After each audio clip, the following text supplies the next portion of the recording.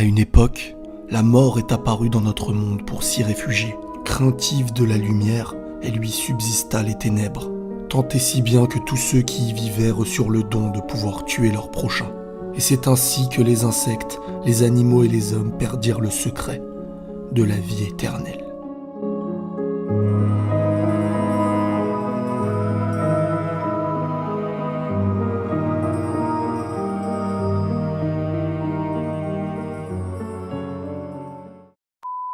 Salut à tous, j'espère que vous allez bien, que tout se passe bien pour vous.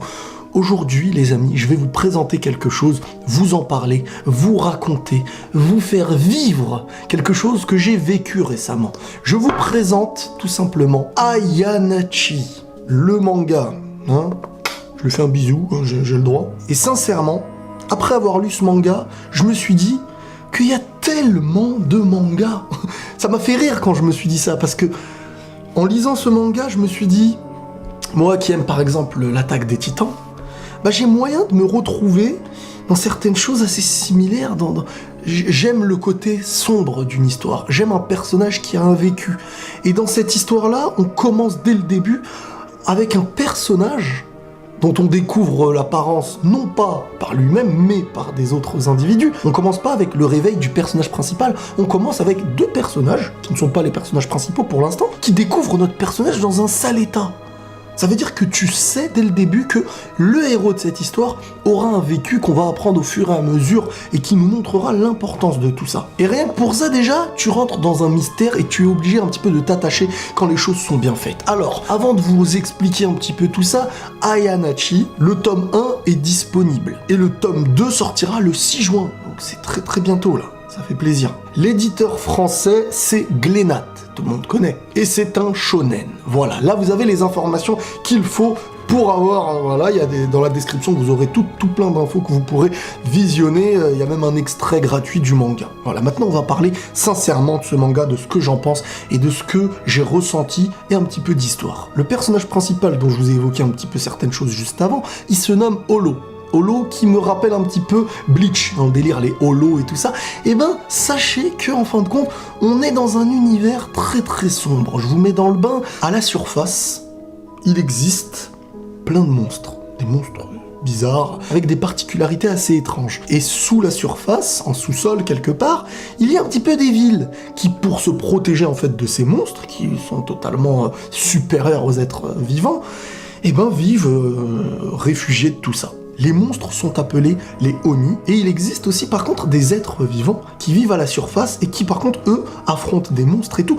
On n'a pas de grosse identité sur eux, c'est des personnages assez mystérieux et ces individus se nomment les Ayanashi comme le titre de ce manga. Dès le début du manga, on découvre que notre personnage principal est donc un Ayanashi. Sauf que dans un lieu où certains se sentent en sécurité, vous vous en doutez tous, un monstre, un Oni, va faire son apparition. Et à partir du moment où quand tu te sens en sécurité, un Oni fait une apparition, c'est un petit peu comme dans tout plein d'autres choses, quand tu te sens en sécurité et que une brèche, une porte ou un mur se voit détruit par un monstre qui à la base ça servait à se protéger de celui-ci, et là la sécurité a été rompue.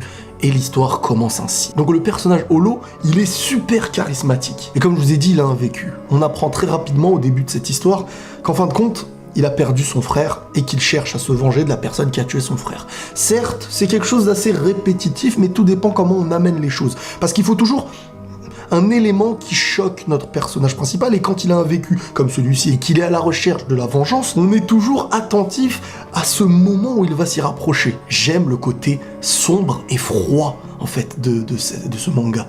Parce que même quand par exemple, on va à la surface, on voit la surface, tu sens vraiment qu'il y a quelque chose. En fait, il y a comme un vent glacial, toujours sombre, parce qu'il fait toujours nuit, je crois, un truc comme ça. Et tu sens que le danger est toujours présent. Ça veut dire que même quand vous allez discuter, que vous allez avancer dans l'histoire, t'es toujours attentif en te disant, il se peut que quelque chose se passe, il peut qu'il y ait des morts, il y a du sang pour les fanatiques. On est clairement dans un univers comme apocalyptique quelque part. Un univers où les gens savent que le danger règne. Les dessins, ils sont beaux. Ils sont bien détaillés. Moi, j'aime beaucoup. Il y a un bon ombrage qui montre vraiment l'obscurité. Par exemple, quand une torche est allumée, tu ressens vraiment qu'à la base, on est dans quelque chose de sombre. C'est normal, parce que si tu allumes une torche, c'est pas en plein jour. mais c'est bien représenté. Le personnage, c'est un genre d'anti-héros en fait. C'est un mec qui n'est pas le héros tout beau, tout gentil. Non, c'est le mec badass qui est là. Tu sais que même il n'est pas aimé, parce qu'un Ayanachi, à la base, en dehors de la surface, dans les sous-sols, c'est considéré comme quelqu'un qui n'est pas forcément le bienvenu en soi. Et le truc que j'aime particulièrement dès le début qu'on découvre, c'est que notre Holo, le personnage principal, eh ben il a son caractère qui montre un peu sa personne. On explique qu'il est pas tactile, que quand quelqu'un le touche, il réagit très brutalement, que voilà, c'est quelqu'un d'assez distant, d'assez froid, et tout ça, ça nous montre un vécu. Ça nous montre le vécu du personnage. Et ce qui est très bien présenté quand on nous montre quelqu'un comme ça, en fait, c'est que lorsque tu le verras sourire, tu verras l'impact du bien, l'impact de quelque chose. Parce que quelqu'un qui sourit tout le temps, il sourit, c'est un sourire en plus. Mais quelqu'un qui est toujours froid, qui est distant, quand il est moins distant, on marque, par exemple, une affection, on marque plein de petits détails. Donc le personnage principal, franchement, il a tout pour être au top, hein, je vous dis la vérité. Faut voir comment ça va se développer par la suite. Mais on nous montre clairement un univers froid, sombre, obscur, et quelque chose qui vraiment ne veut pas se voir très...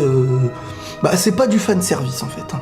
On va te faire mourir des gens, ça tu peux en être certain. C'est pour ça que ça m'évoque clairement, à mes yeux, hein, après je peux me tromper, mais c'est assez similaire à l'Attaque des Titans. Et moi, vous me connaissez comment j'aime l'Attaque des Titans. Donc si vous aimez l'Attaque des Titans, forcément il va falloir tester le truc. Il y a un truc qui n'est pas spécialement évoqué dans le premier tome, mais qui me questionne. C'est tout simplement le pur synopsis en fait. Je vous le relis, c'est ce que j'ai dit au début de la vidéo. À une époque où la mort est apparue dans notre monde pour s'y réfugier, craintive de la lumière, elle lui subsista les ténèbres, tant et si bien que tous ceux qui y vivaient reçurent le don de pouvoir tuer leur prochain. Et c'est ainsi que les insectes, les animaux et les hommes perdirent le secret de la vie éternelle. Donc quelque part, on part sur une idée dans cette histoire que la vie à la base était éternelle, et que d'un coup la mort est tombée, et que désormais les gens peuvent tuer. Il y a désormais les Oni, c'est-à-dire des monstres, et de l'autre côté, ceux qui se réfugient et tout ça, mais tout le monde en fait peut mourir désormais. Est-ce que ça cache pas un début de quelque chose? Qu'est-ce qui a donné la mort en fait?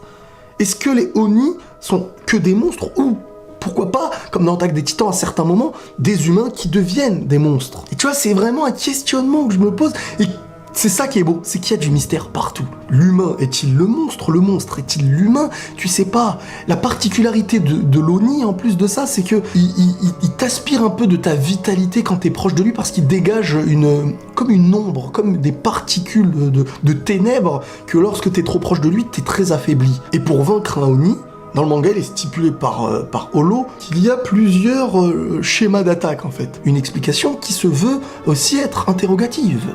Tu te dis, ah bon, mais pourquoi comme ça? Et ça lance des petits indices. Voilà, et tu comprends au fur et à mesure de l'histoire pourquoi ceci, pourquoi cela.